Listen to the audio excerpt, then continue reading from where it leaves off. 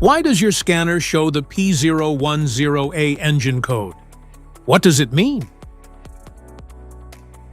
P010A is a diagnostic trouble code for mass or volume airflow B circuit. The P010A engine code indicate that your vehicle's engine computer has detected a problem with the electrical circuit or the readings of the secondary or B. Under this circumstance, short-distance driving is permitted, but your vehicle should be repaired as soon as possible. So, what causes this imbalance?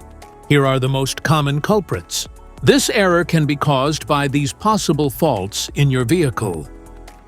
Dirty or contaminated MAF sensor. Faulty MAF sensor. Damaged wiring or poor connections. Air leaks in the intake system. Clogged or dirty engine air filter. Each DTC code corresponds to a specific issue in your vehicle.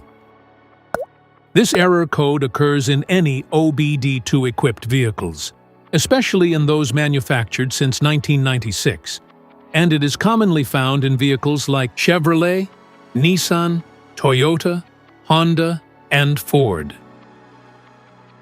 If you want to fix this error code, let us know in the comments section. We will definitely make the video on your demand. If you like this video, don't forget to subscribe to our channel.